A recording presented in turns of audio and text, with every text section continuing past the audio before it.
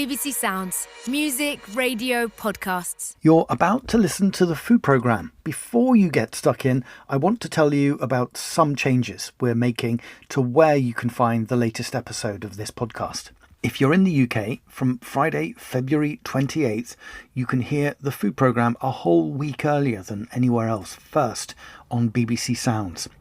If you haven't already, you can download the BBC Sounds app to listen to the food programme. It's easy. Once you're there, you'll find even more podcasts that are available on Sounds before anywhere else.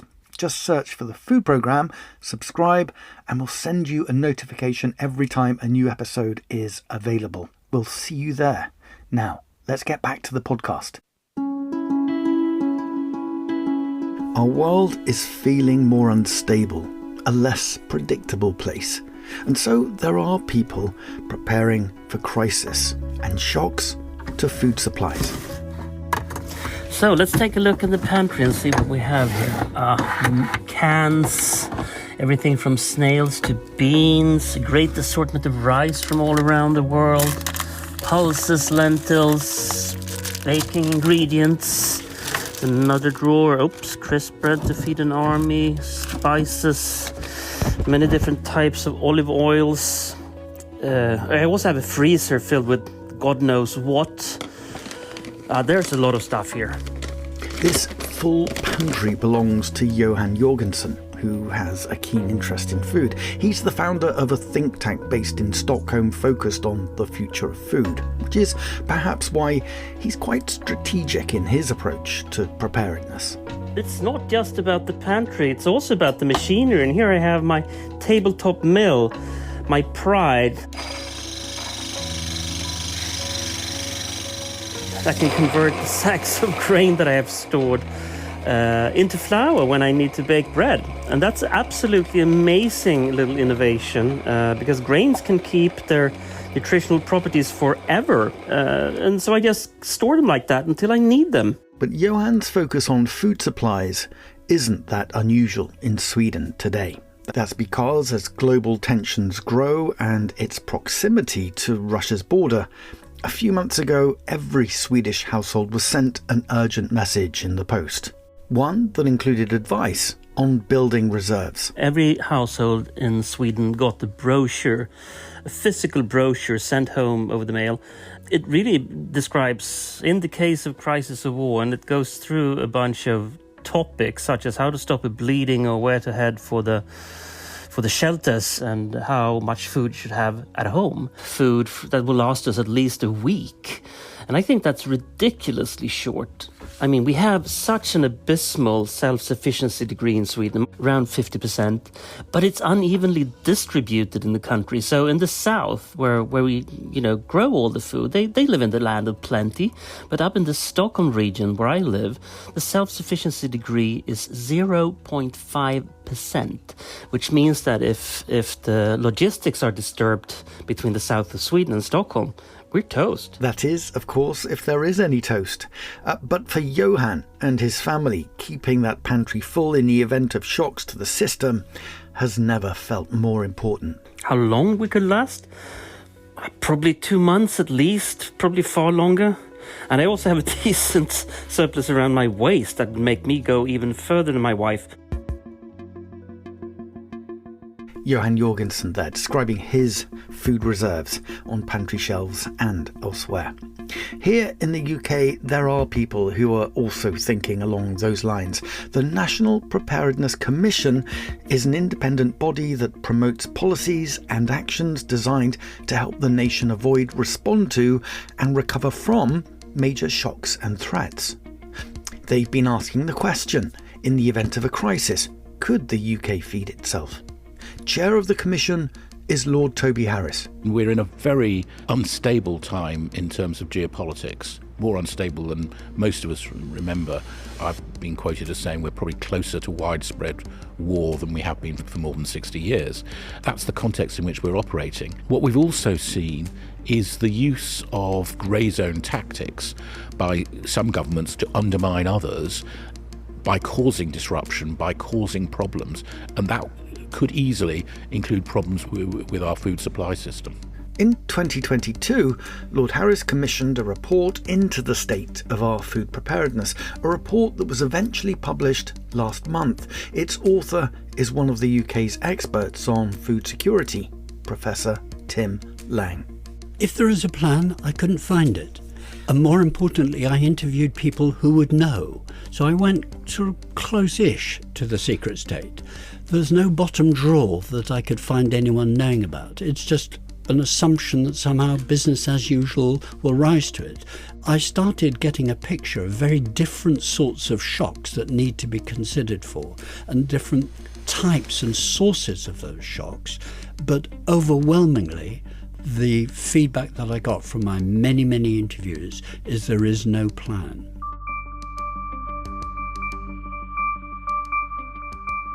If that is the case, if there is no detailed response plan to major shocks to the UK's food system, does it matter?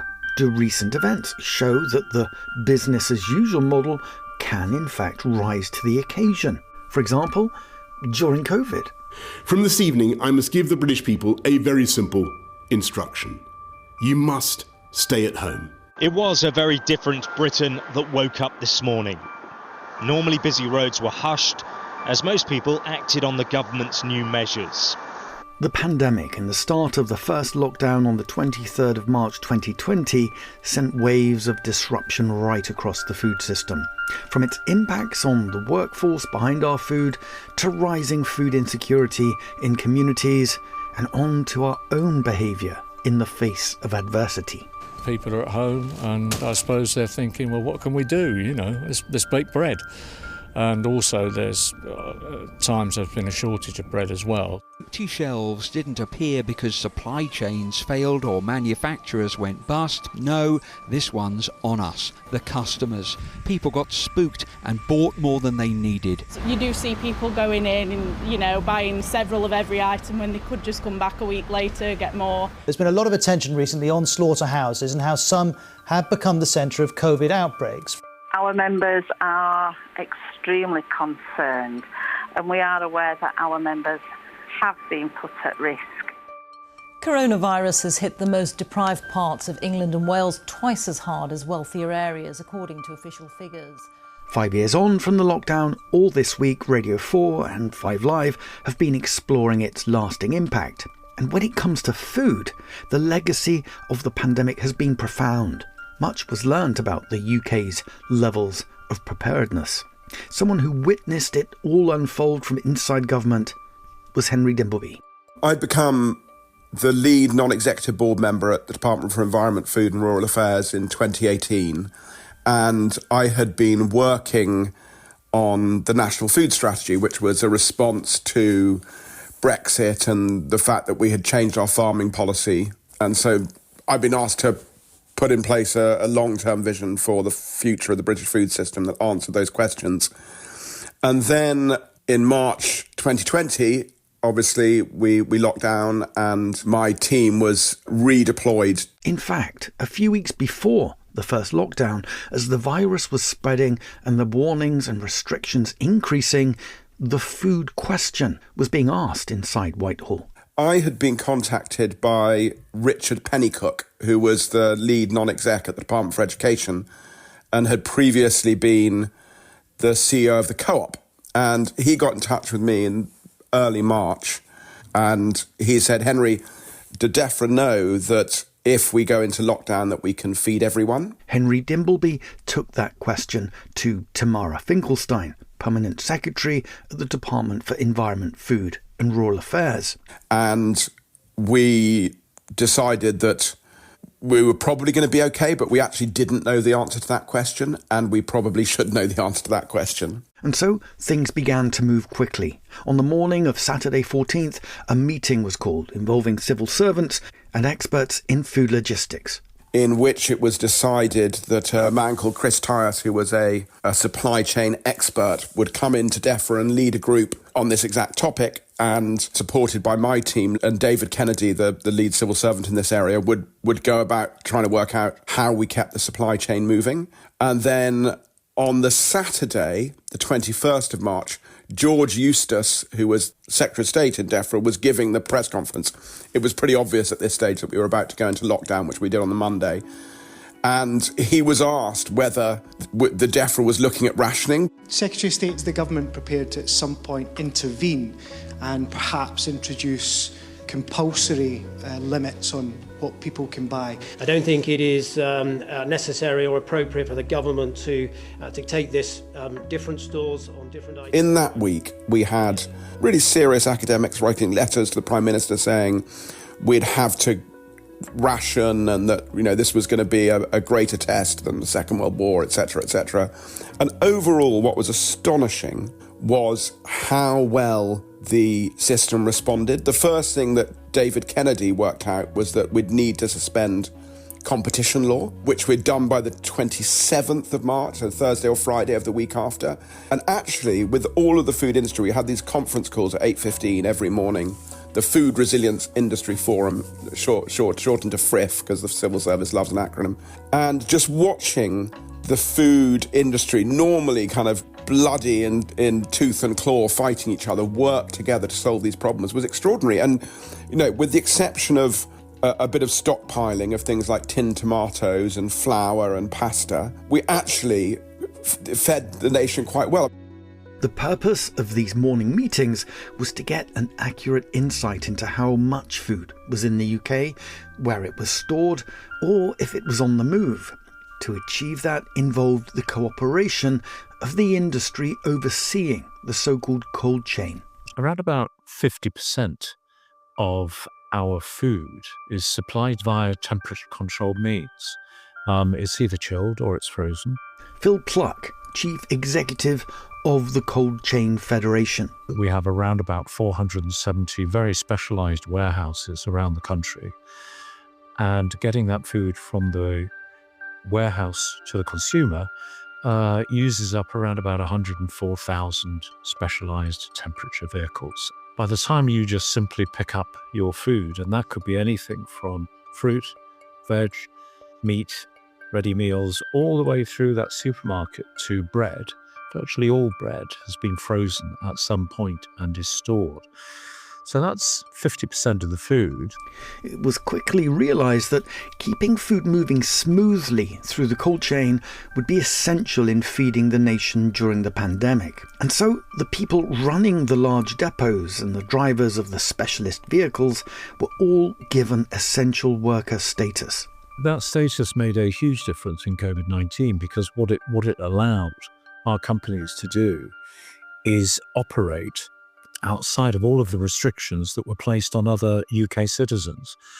It meant that actually there wasn't that need to furlough. It should not go unrecognised that some of the people in our industry lost their lives because they did go to work every single day in order to give UK citizens the food they needed.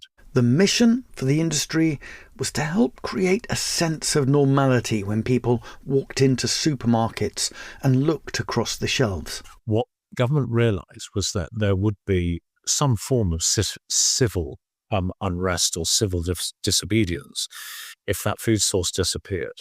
When you got into the supermarket, you were largely being delivered the same food. So what government did with us is made sure almost on a daily basis to check that we had all of that variety of food in our warehouses, that we weren't having any form of blockage or system blockage in terms of the food that was coming in from food producers to the warehouse or from ships to the warehouse. The biggest concern was that the French would shut the short straits.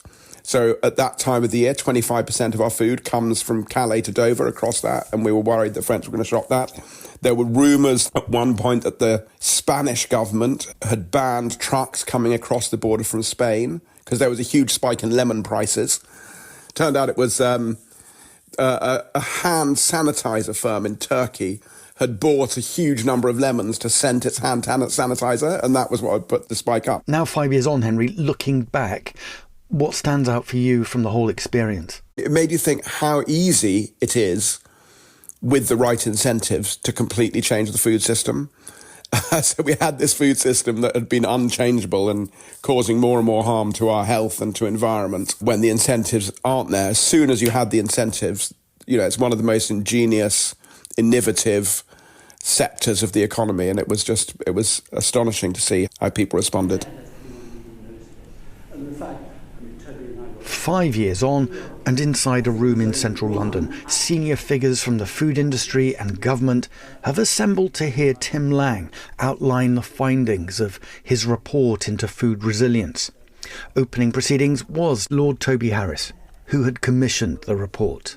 I've always been conscious that when we look at preparedness and resilience, there's a whole group of issues about supply chains, and fundamental to all of that, you've got obviously energy and water, but food, it's often neglected, and that's partly because the food system basically works.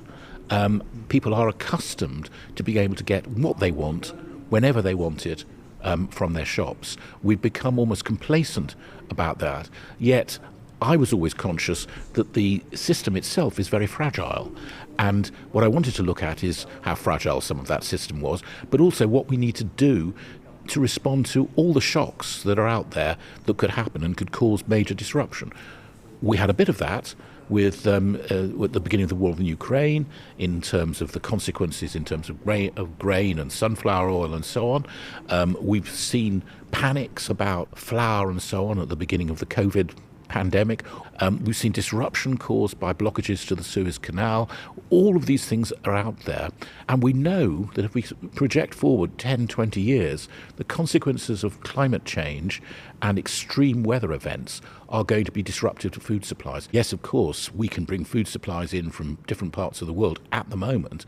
If we couldn't, what would be the consequence? How disruptive would that be? How would the public react? What would the public expect? So we ought to be planning for this now. Over to Professor Tim Lang, who spent 2.5 years talking to government and industry insiders to write the report titled Just in Case. The issue that is absolutely essential to grasp is we tend to think of crises coming one by one, a single crisis.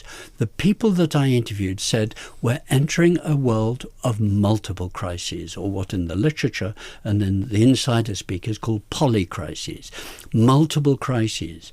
And this constant concern now about cascading, one crisis rolling into another and sparking another.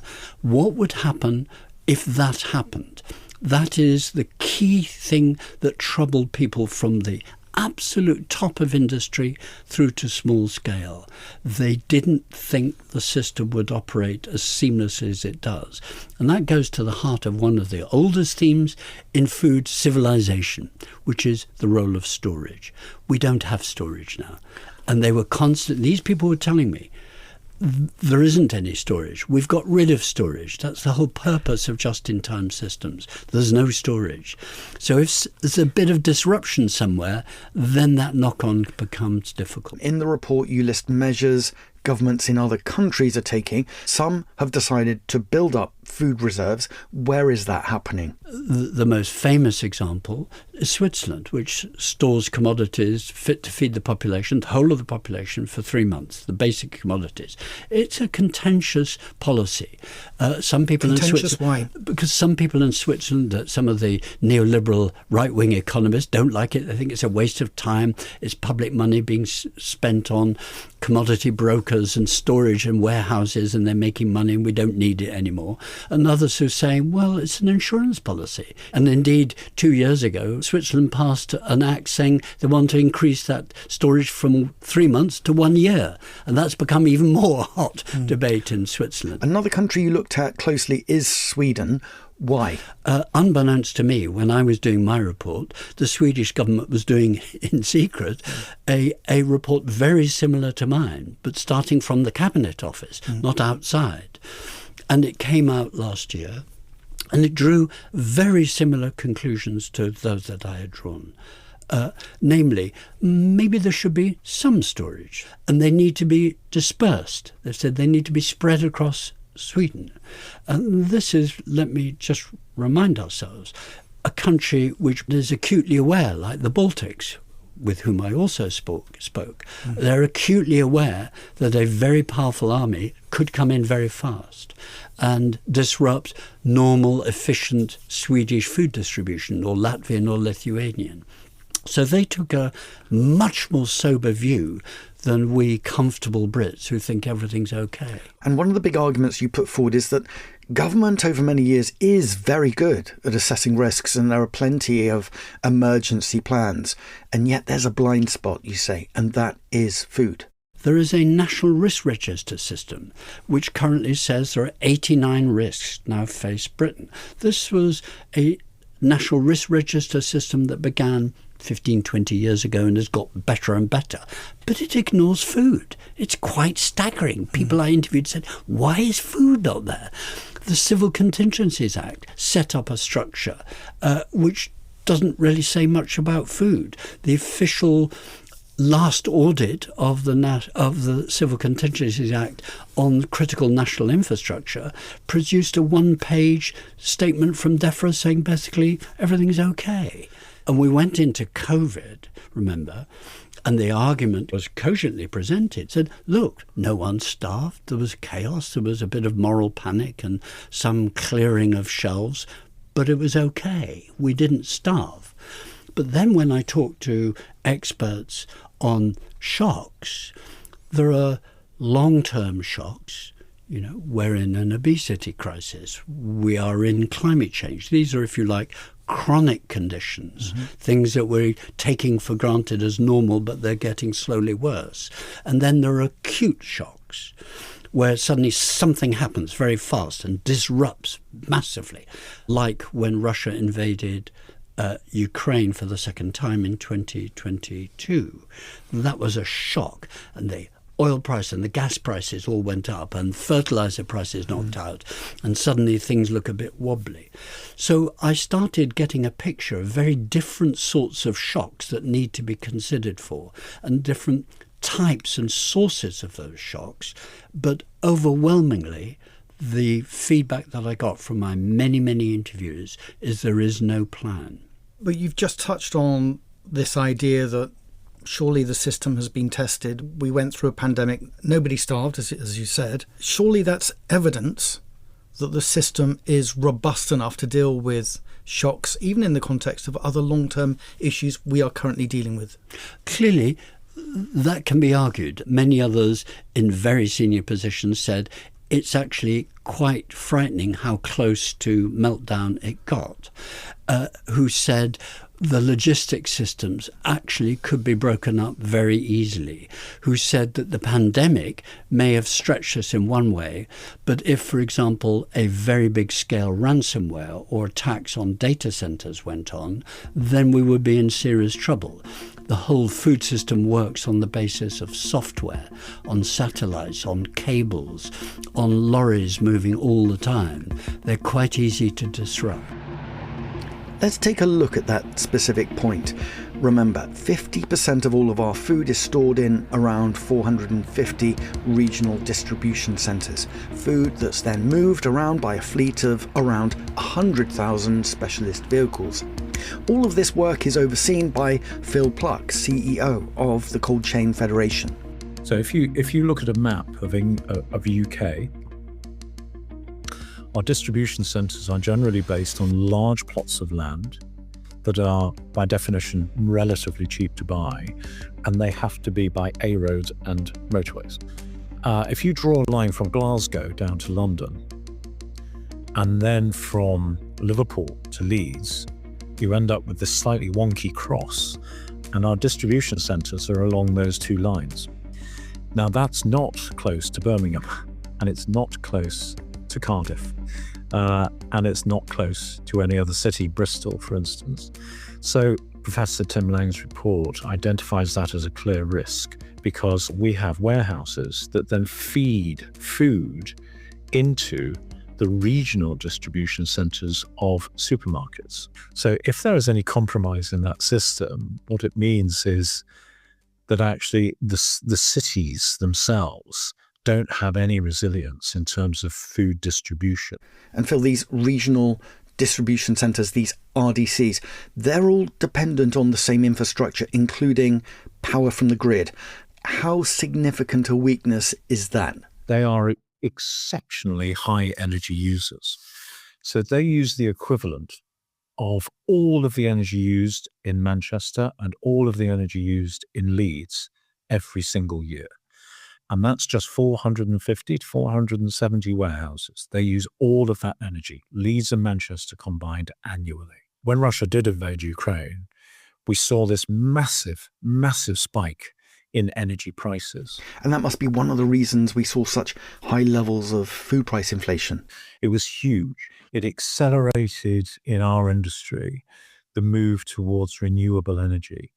What our industry doesn't ever want to do again is be almost sitting there as a victim, waiting to be done to should there be another crisis. So it accelerated our adoption of renewable energy, solar, wind, and all of those things. Because what that will do is that will give us independence from the grid. Because one of the other things that's been identified is the potential threat to the grid. We've already, as an industry, been subjected to Russian hackers as commercial companies, and we've had our systems closed down because of that, and that has put food distribution at risk. We know from other studies that the grid connection may be threatened in the future if there's a war, or if there's a direct attack, or if there's some form of aggressive foreign power that wants to disrupt us. The best way to do it is to attack the grid. So we need to move away from that. If you and I are sitting in darkness in our homes, then the one thing we need to rely on is that we can still go somewhere and find food.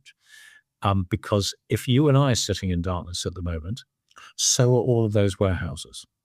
And they are not storing food if we are hit in any meaningful way.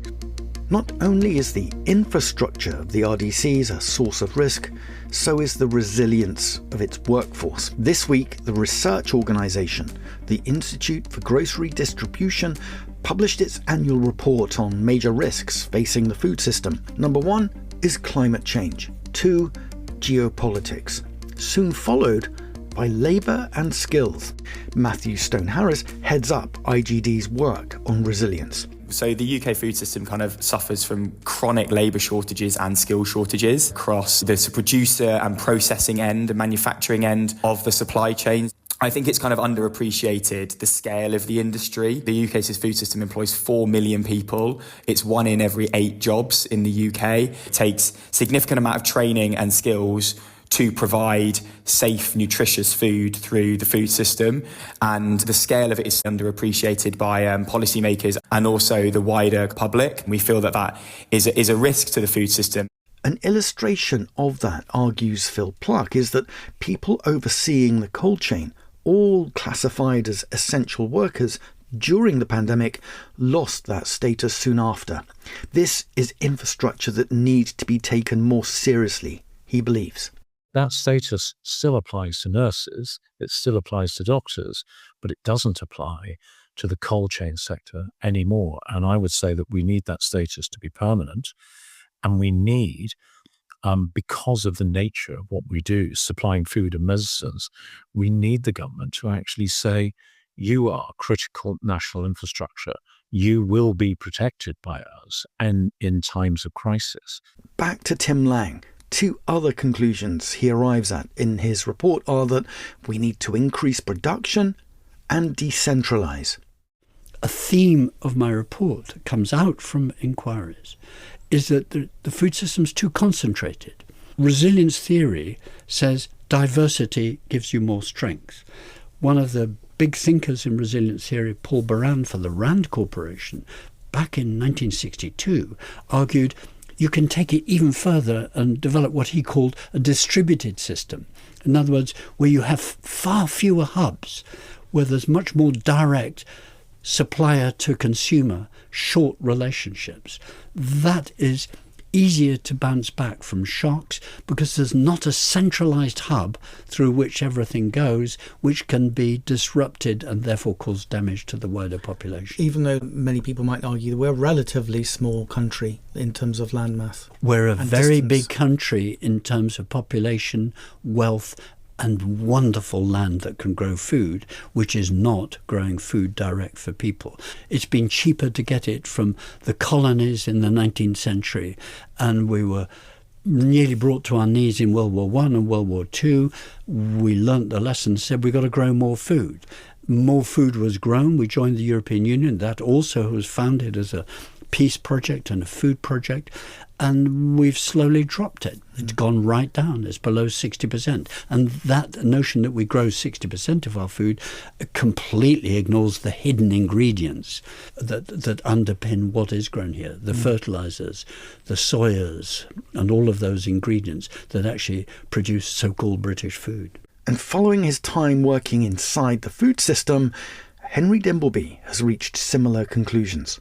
The first thing that I would like to see is the building in of statutory targets on food in terms of what level of production we want here, and similar to the Climate Change Committee, to have an independent body that holds the government to account. This is a multi-generational, multi-term of parliament problem, and you need to have that kind of structure observing it. So I think that is very important. I think there is an opportunity to have a horticulture strategy in this country where we produce more. For various historical reasons, we don't grow as much vegetables as we could, and we could be more reliant. That would also be good for our GDP, be good for our prosperity. There's opportunity to export more of that as well. And a task also bigger than any single government and term in office is the impact climate change will have on our food supplies. In February, I was in some farms in Senegal that were at the time producing, from memory, 60% of UK's radishes from one farm, 50% of the UK's green beans from a farm, 30% of our corn on the cob from another farm. I've got no doubt that in a severe climate change situation, the Senegalese government would seize those farms and stop that supply chain acting. Now, would that be existential? No, we could produce our own food from our own land. But I think that you will see that the political impacts if that happens. Obviously, migration, wars of shortage of resource would have an impact on the UK. And on a global basis, climate change could be a complete catastrophe for global peace and prosperity. In the absence of statutory targets and an independent body on food security, Tim Lang argues it's the UK's cities and regions that are best placed to put resilience plans into action. In some parts of the country, it's already happening. Duncan Fisher, I run a programme in rural Wales, building new small farms, and we are trying to expand the amount of growing of food for local and regional markets, including nearby cities like Birmingham. And one of the ways we're doing that is through creating new opportunities for new farmers to come onto the land. So we're piloting a number of small, affordable farms, building them and making them available to a new generation of farmers, and then connect that to the markets, the growing markets, particularly in the cities where most people live. The market economy won't create these new supply chains, believes Duncan, but with political will and grassroots action, we can have greater preparedness to face future shocks. Cities need to feed themselves to a much greater extent from their rural hinterlands. And this is something which is particularly weak in the UK, but it's much stronger in other European countries, so there's plenty of precedent. But cities, and say take Birmingham, for example, they have a fantastic food strategy, very active. And part of that strategy is we need to buy more food from our rural hinterland. And it's in there, it's stated. So, but that's difficult to do. It's difficult to do because changing your farming to supply an uncertain market without a supply route into a city is not an attractive possibility. So we have to build those things. And it's proactively building new supply chains that can then exist as part of a diversified system. That's diversity. That's resilience. Diversity is resilience. One part of the system can fall, but the other parts don't. That's the key. Another part of the UK with a focus on food preparedness is Birmingham. Sarah Newton heads the City Council's food systems team. Among a wide range of initiatives is one identifying the types of foods that can not only offer greater resilience but also better nutrition for the 43% of the city's children living in poverty. If we look at it through the context of 3 crops occupy 75% of the UK's arable land. So that's wheat, barley and oilseed rape. And 60% of global calorie intake comes from just 4 crops. So wheat, rice, maize and potato. But when we look at that through the lens of resilience, whether it's crop disease, whether it's floods or challenges like that, climate change, meaning that different crops won't be able to grow as well in places that they were growing before, and then you have supply chain challenges from war and supply chain impacts from things like pandemics, we are incredibly vulnerable if we keep trying to eat this very narrow amount of different foods. So the approach that we've taken in Birmingham is recognising that during COVID and the lockdown, we weren't necessarily able to get hold of the foods that we wanted. But at the same time, you have huge numbers of the population within the city. Because of deprivation and through no fault of their own, they have not been able to be exposed to the range of tastes and textures and foods that we would need to be able to have a resilient city. So you have children who have never even tried different foods, and then we expect them in a moment of crisis to eat something they've never even seen before. So what we've recognised in the city is diversity is key. Diversity in supply chains, diversity in recipes and what we're eating, and then diversity in what we're willing to eat. So which foods can do that, and what can you do at a city level? We recognise that beans and pulses are really key to resilience. They're nutritious, they're sustainable, they're great for soil, but they're also, you can store them dried. You could have them available within a city at any scale, whether it's catering, whether it's individuals. You can have them canned and ready cooked, so you wouldn't even have to prepare them on the day if there were issues with electricity. So we're like, well, how can we make it so people accept beans and pulses more? So what we recognise is we needed to develop acceptance of beans and pulses, including with children. So we've had programmes to behaviour change interventions to develop acceptance and excitement about beans and pulses. And then now we're working with food businesses to shift beans and pulses on the menu and making people more adaptable to change diets and change recipes. But this is a really key part of a resilience response, because I feel more confident that in the future, as we develop this programme more, if there was a shock, we would be able to give nutritious food aid guidance to support people in those moments that isn't detrimental to health, but is also something that is food that we can grow within the UK. It's something that we can have stored in our cupboards. Which takes us back to Johan and his crisis-ready pantry in Sweden, where brochures have been posted through doors calling on all citizens to be better prepared. Perhaps there is a silver lining of this rather dark cloud, and that is that we perhaps through preparedness can shift our societies to more resilient food societies that are resilient in any type of crisis, any type of situation, not just in, when there's a war on our doorstep. And I think the most important part of that brochure is probably not the content in it, but the fact that it exists and has been sent out so widely. And it has been widely discussed, and it has put some sort of a finger on certain topics, such as the preparedness and how much food you should have at home. So I think it's rather interesting, and the debate that has ensued has been, far more informative than the brochure itself. It's a conversation we all need to be part of in the UK, says Tim Lang. We also need to ask ourselves some tough questions. One of the things that I was really interested in, and people raised in surprising quarters actually, that is the public skilled? Does it have skills which are good for shocks?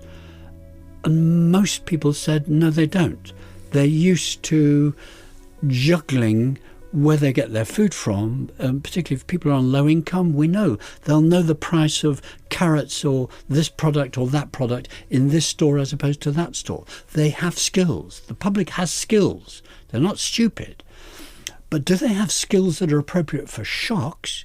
I'm not sure, is the honest answer. And if you push me, I would say no, they don't. They don't know how to prepare food in very difficult circumstances if the energy system's gone down. They don't know how to manage storing of food in a way that can deal with long-term crises. They don't have the confidence. It's a matter of confidence so much, was what the experts told me.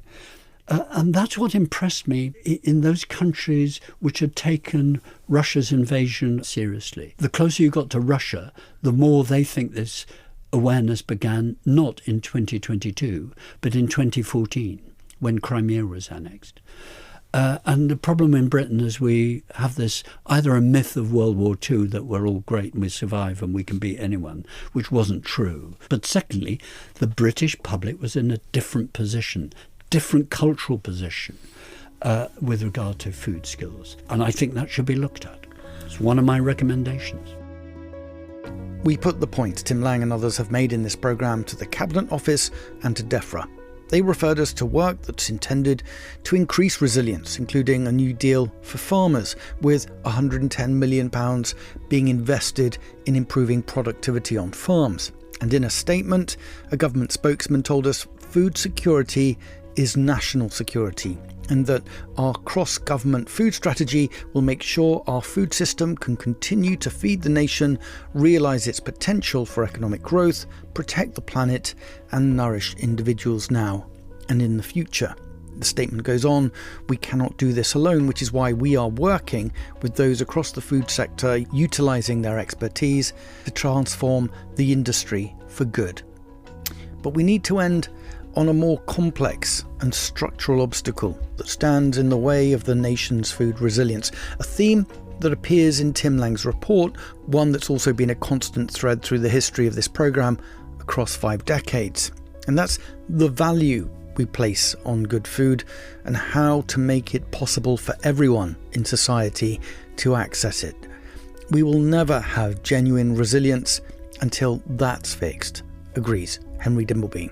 We have been solving the problem of poverty by growing food in a way that is harmful. That is how we've dealt with poverty, to create food that is incredibly cheap, damages the environment and damages our health. And so I don't think the solution to that is to keep food artificially low. The solution has to be to resolve that problem of poverty. It can't be just to keep food artificially cheap